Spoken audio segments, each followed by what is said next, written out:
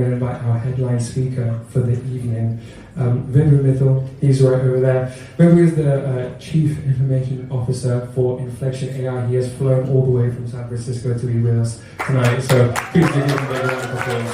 Thank you. Vibhu is one of the first 50 Googlers and someone who is so passionate about making change and creating impact, whether that is working with AI, working with people, working with technology. He's a fantastic speaker. He spoke at one of our earlier perspectives online during COVID, and it was one of the first years when I joined Vyntelligence, and he really inspired me. So I'm so glad to hear what he has to say to us today. So please put a big round of applause for Vibhu, who's going to come take the stage.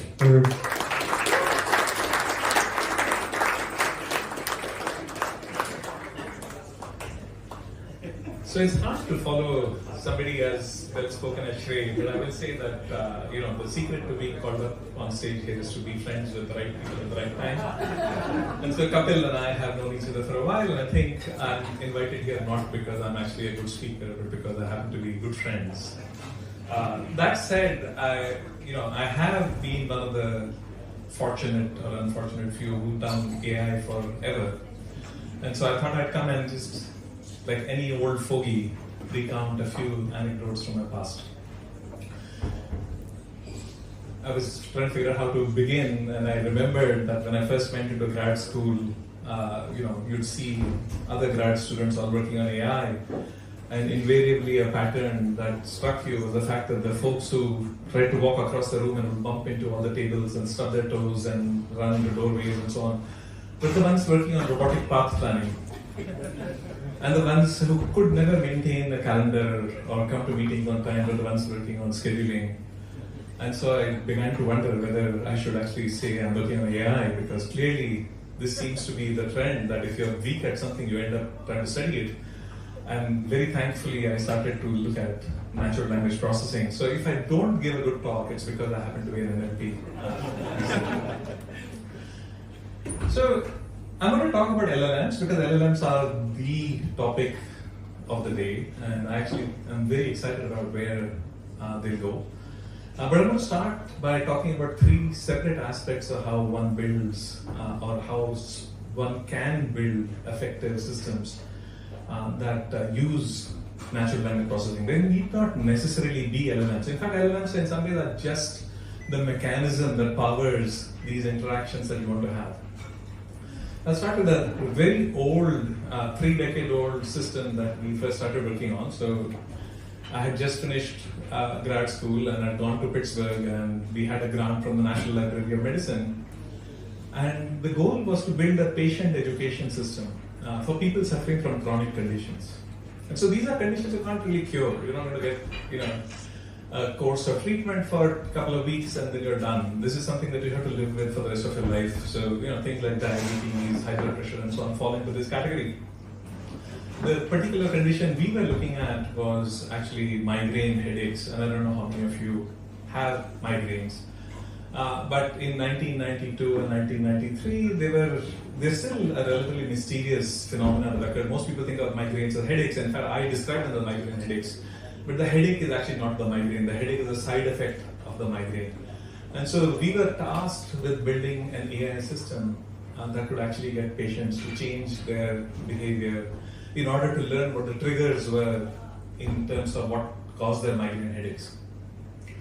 And I was asked to sprinkle some anecdotes in it. I figured numbers actually help ground this thing. The reason why we were funded to do this project was the cost to the US government from the government employees calling in sick on Monday mornings because they have migraine headaches in 1993 was $6 billion a year.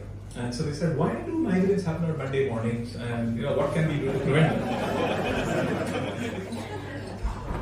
So we built the system, and we stuck it in the waiting rooms of a bunch of hospitals. And this is 35 years ago. Systems are much, much weaker. They were not LLMs. They took a lot of effort to try and craft and so on. But two things struck out for us, right? The goal for us was to be able to say, is somebody who uses a system better prepared to go talk to the doctor when they're interacting with the doctor than people who are not. And so the first point I'm going to talk about when we think about building systems with LLMs and how we can use them is what should the system talk about. Because it turns out that I just said migraines are not well understood. And it turns out that not only are migraines not well understood, people don't understand the doctors when they talk to the doctors either. And so they go talk to the doctor and we discovered they had two problems. One, they didn't know what questions they should ask the doctor.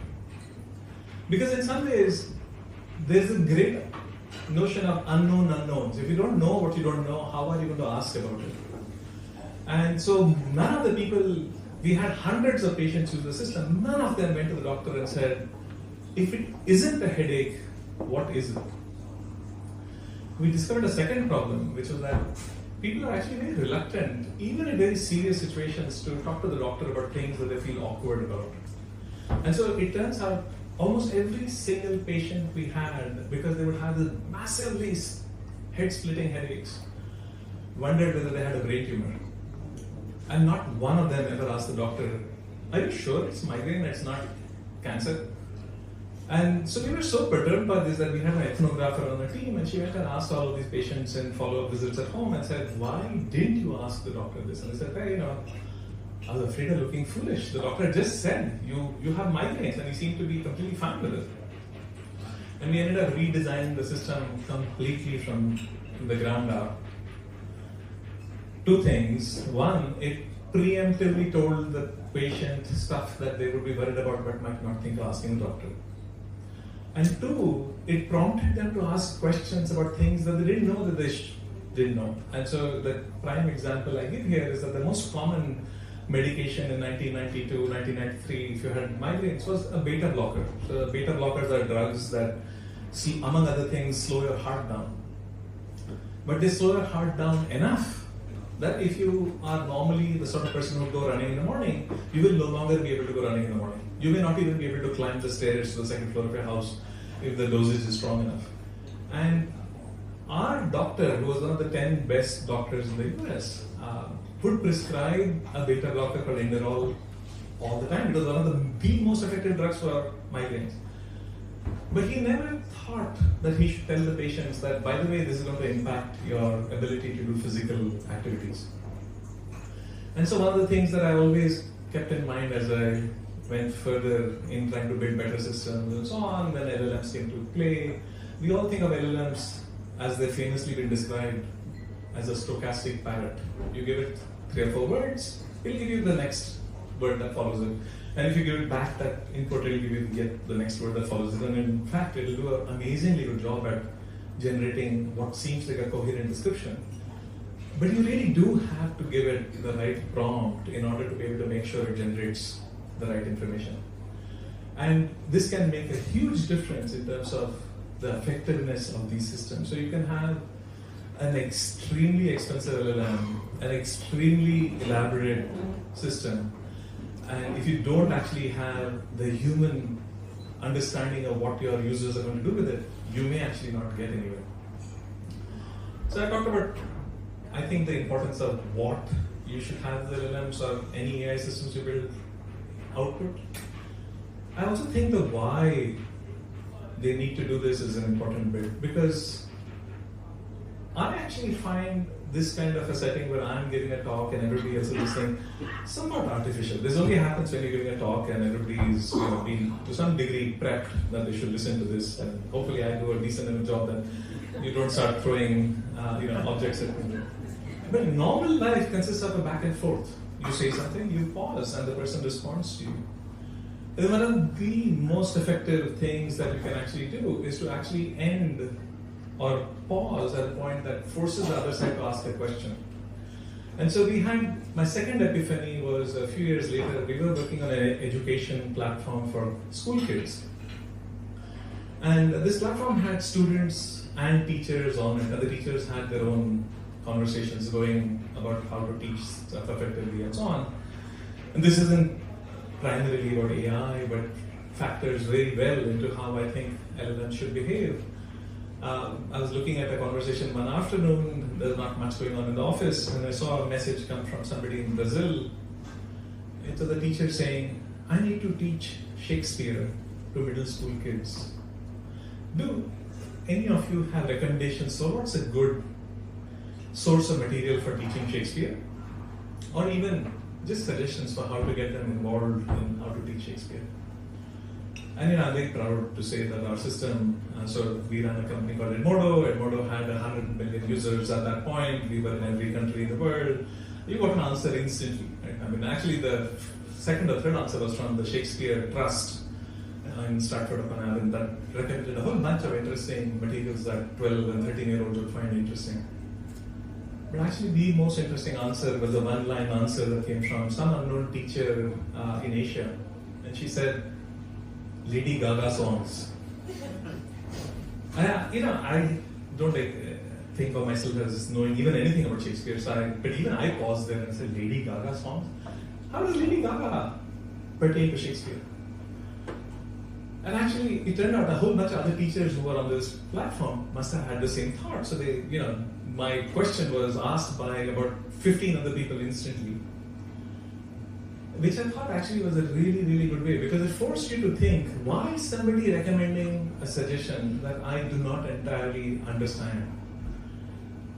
And the answer was, all Shakespeare plays feature typically some peaks of happiness, some major tragedies, some turns of the thing and so on, which is typically true in all pop songs, but it doesn't actually matter. If you tell your kids that there is a pop song by Lady Gaga that actually maps to a Shakespeare play, they'll spend all their time trying to figure it out, and then they'll come ready to argue about it in class. So I actually then took up the courage to post to this group, and I said to, I'd love to hear what the resulting outcome of doing this was. And actually 2 weeks later, the teacher came back and said, I've never had so many kids get into trying to understand the intricacies of Shylock and various other characters in Shakespeare plays and so on. And so the second point I wanted to make was, every time you say something, in real time, I'm not necessarily thinking of how it's going to impact you. Why am I saying some of these things I'm doing? I've evolutionarily evolved to say things that hopefully are correct. But an LLM should actually be, or any system that anybody here builds, should be actually thinking about how do I get the person to stay engaged? And the best way to get them to stay engaged is to ask a question back.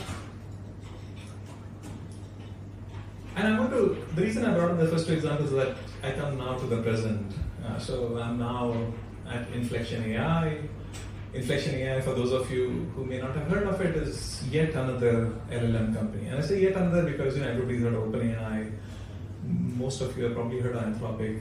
We are in the same bucket. There are 6 LLM companies. There were 6 LLM companies in the world that had managed to build a model larger than 400 billion parameters. And I say this partly to establish that we did spend a lot of time and effort trying to make the model converge. And building these models, by the way, if you actually get into the nuts and bolts of it, is more like alchemy than any science endeavor that you ever participated in. But it took us a long time, hundreds of millions of dollars, months of compute capacity, then we had a model. But the model was not distinguishable from OpenAI's model or anybody else's model. And so there was a long and involved discussion around how should we fine-tune the model. And fine-tuning is a phrase that everybody uses these days because typically it's used to try and make sure that the corner cases that the model will make an error in are covered. So if you train the model to understand arithmetic, but you will never actually show the model anything that's being divided by 0, your model is going to get that wrong if it ever sees it. And so in the fine-tuning phase, you teach it all the corner cases that you hope it won't come across, but if it does, it will give the right answer. Except that in our case, the folks who were making the decision said, let's build a model that has high EQ. Let's build a model that's friendly and fun to talk to. And I'm not entirely certain that they had actually quite internalized how much effort this is. Because if you spend a few minutes thinking about it, it's actually impossible to articulate in words what friendly, supportive conversations look like. We have about 1,500 policies. So all LLMs typically tend to have background policies that dictate how the model works in general. And then it has millions and sometimes billions of examples that it will actually train on to try and emulate the action sequences there. One of our policies actually says, be friendly, but not too friendly. And I looked at it and I said, you're talking to a computer. How is the computer supposed to know what this is? So, actually, if you have to train a model to have high EQ, you have to get it to figure out what this statement might actually even mean. I'll give you an example because I was going through the fine-tuning examples we had. Our fine-tuning effort took months. We had almost 30,000 high school teachers annotate 10 million examples manually to say, this is better, this is not, this is better, this is not, and so on. So, one of the cases that they saw, which they thought was wrong, was somebody asked a model, which South American capital has, or name the South American capital that has the largest population. And the straightforward answer is Sao Paulo. But that's not considered friendly enough because that's not how a model is supposed to answer. It's supposed to be friendly. But the model only gave two choices to the teacher who was annotating it. The other answer was, oh, you want to go to South America? It's so beautiful. You should really. It went on and on talking about South America without giving me any answer back. And so actually the teacher, one of the very few rare cases that I saw, marked both the answers as wrong. One because it actually was not friendly enough, the other one because it was actually too verbose and garrulous and without giving the answer at all. And so it took an enormous amount of effort. And the reason I bring that up is because I actually think for all of us who are working on AI, in 1988, Hans Moravec, who was a professor of robotics at CMU, came up with what is now very widely known as the Moravec paradox.